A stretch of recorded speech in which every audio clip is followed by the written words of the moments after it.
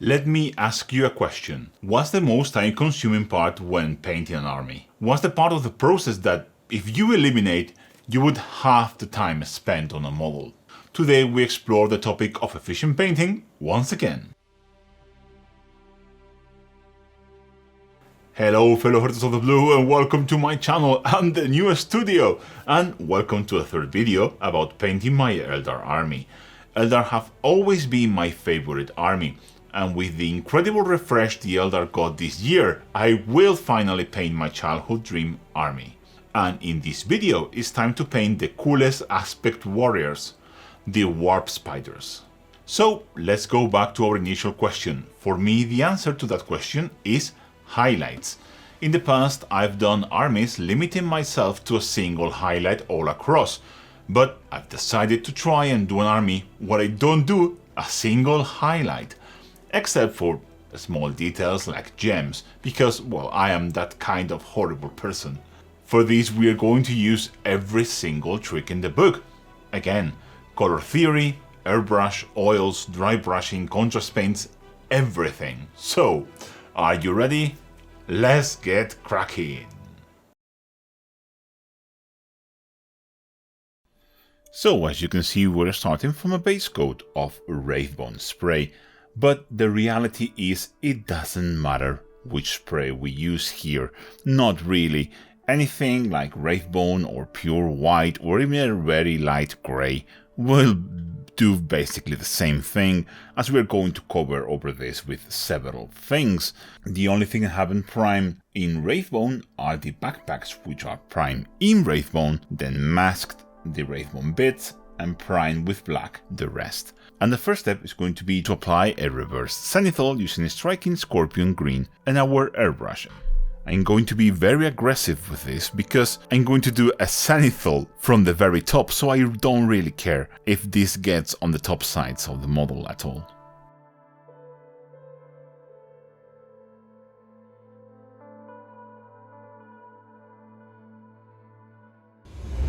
To do the zenithal now, I'm going to use Cosmic Dust just because I have it and it's very convenient in air form pre-diluted, but any of these kind of colors, you know them: Dawn Yellow, Ice Yellow, Toxic Yellow, whatever the other names on the other brands are, they all have an Ice Yellow equivalent, which is what this is, and I'm just going to use this. I'm going to concentrate this on the legs, the ass, the front of the model, all of those details, and I'm going to spray really steep from above.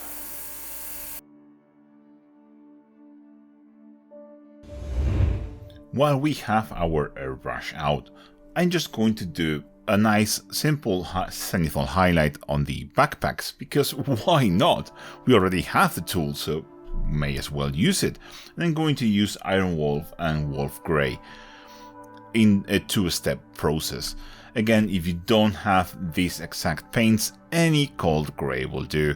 Thunderhawk Blue, Fenrisian Grey, or from Vallejo something like Somber Grey and Steel Grey, something like that. But I already have these in air form, so I'm going to use them.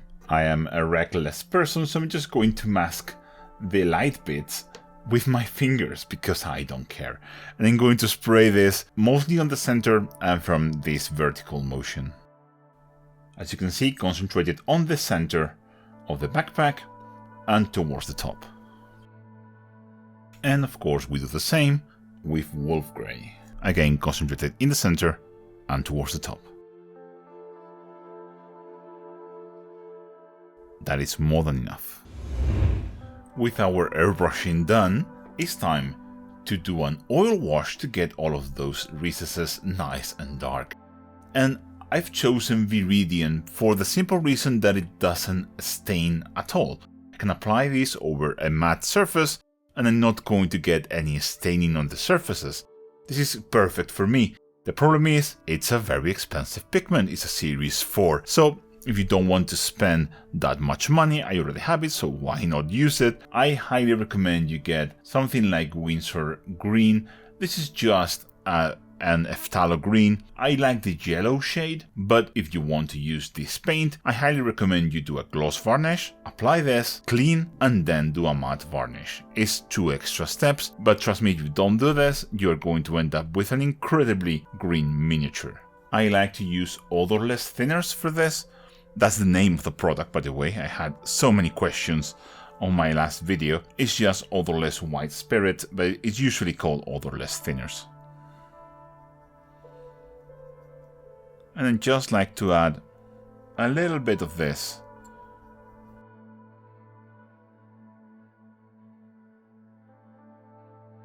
And once I have this, I'm going to put it all over my model, because again, this doesn't stain, I don't really care that much. I try to be neat with this. It really doesn't work for me. I very much prefer to be sloppy and then clean out my mess. But you do you. I'm going to apply this, let it dry for 25 minutes, for 20 minutes or so, and then clean it up. For the cleanup process, you can use some of this, like sponge cotton swabs, something like that, I don't know the name, or like regular cotton swabs, or some makeup sponges like these ones. The way I do this is I take a little bit of white spirits on the swab, for example, and I use this to rub out all of the extra paint that I don't want.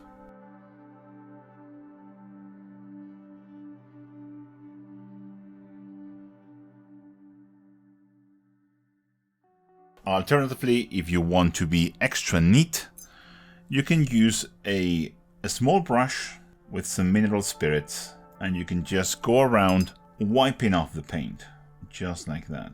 It takes a little bit more time, but the truth is, the result is just better.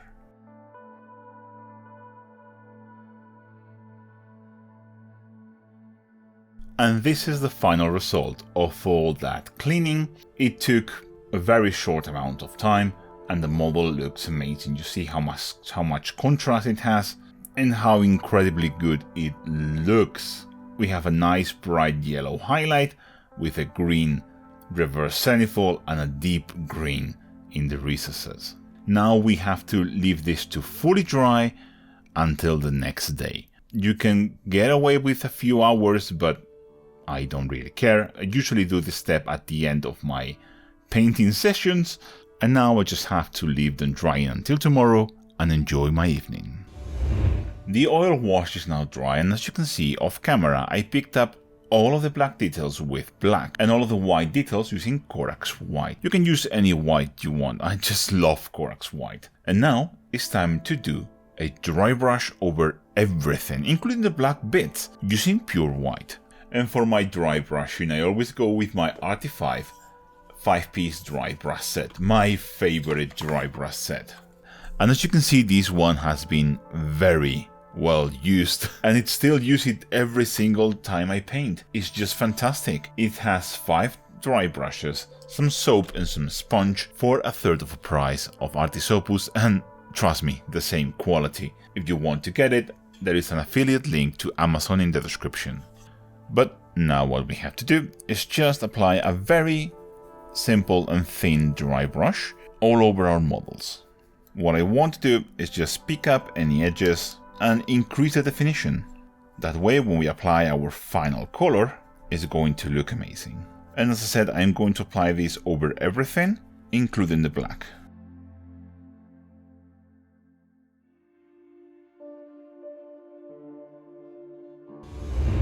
So as you can see, we have all of our warp spiders now dry brushed and looking absolutely incredible. And now it's time to apply the final layers, the final step. And for that, I'm going to use a mix of express and contrast paints.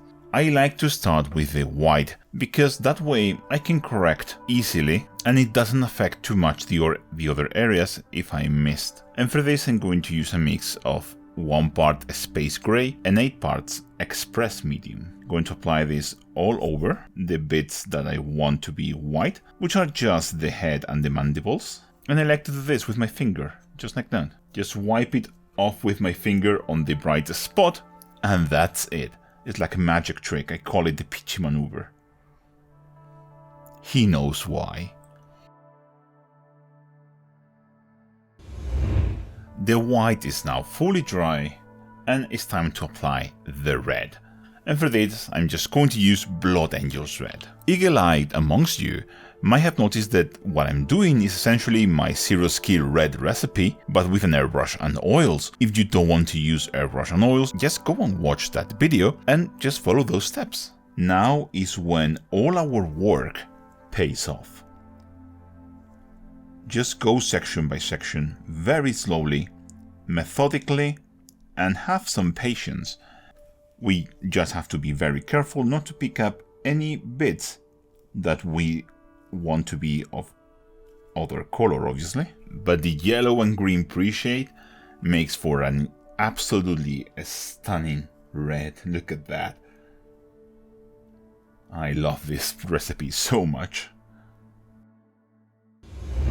Just look at how good that red is. It's incredible. I'm literally giggling. Now for the black, I'm just going to apply a layer of Black Lotus over all of the black details. The white dry brush is going to be enough to provide a highlight, and we don't need to be super heavy because those parts were already black, so we just need a simple layer over all of them. This will unify the finish and provide a nice, more integrated highlight. Just like that. Let me quickly go through the rest of the details before finishing the model. I'm going to paint any pieces of cloth, the tassels on the armor, and any piece of hair using Armor Green. I really love this classic color combination of the military green plus the red plus the white and the black, but you can paint them in any color you want. I just love the green. But make sure it's a very desaturated green like this Armor Green. I'm going to paint any gems or any of the eye lenses using Achillean Green. I will for sure paint at least some highlights on the gems and the eyes, just because it really makes a big difference.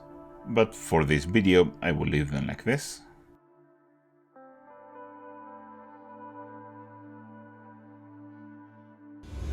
For the metallic details, I suggest you watch my video on the fire dragons because the process is exactly the same, and I just feel like it's a little bit pointless to repeat it here, but essentially it will be just runor brass, a strong tone wash, and then just a highlight with silver.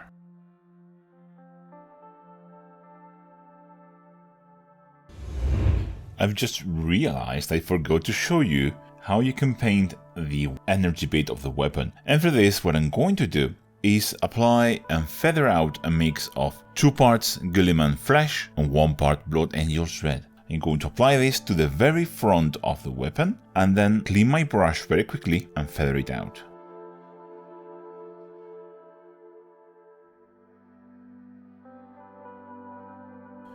And once that layer dries, I'm going to apply a second one, but more concentrated, towards the very front.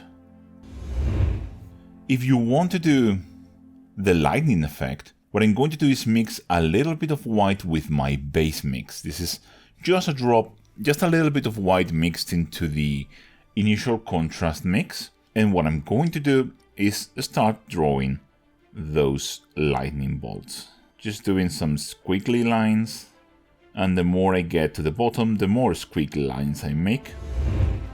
And for the final step, I'm just going to take some pure white and re-emphasize those lightning effects at the very base.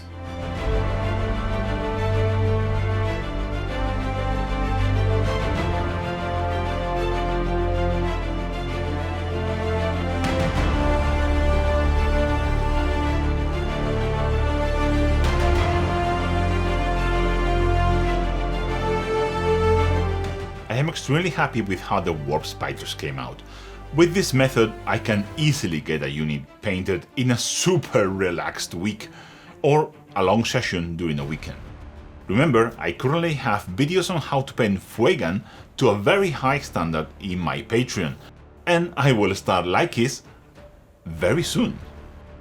Thank you for watching this video. Don't forget that if you like my videos and want to help me make them, you can follow me on social media. You have the links to all my social media in the description below and in the pinned comment of this video. Share and like this video, but most importantly, there is Patreon and channel members. Patrons and members allow me to do all the cool videos that I want to make, and most importantly, they allow me to keep releasing videos for free here on YouTube.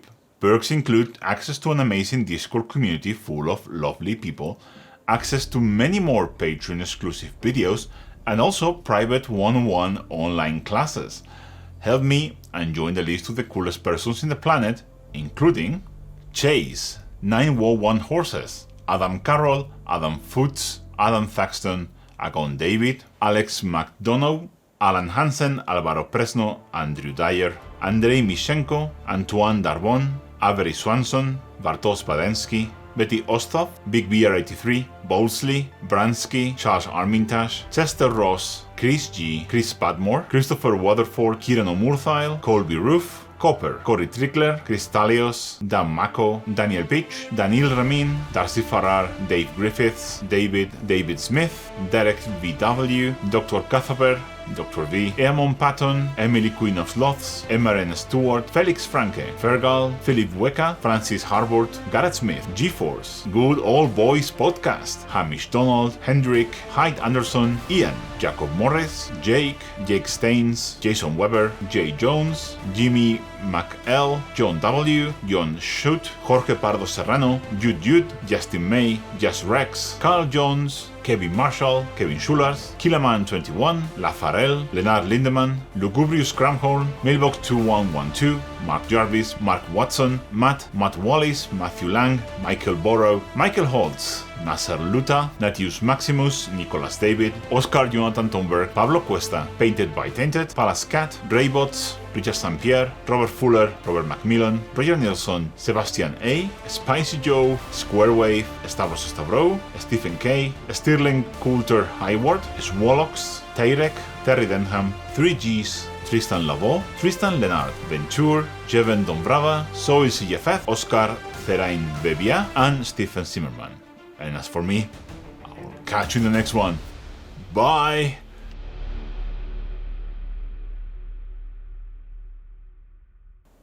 You have no fucking idea how much I miss doing that. Thank you very much for your patience. We are back in business, baby! Hell yeah!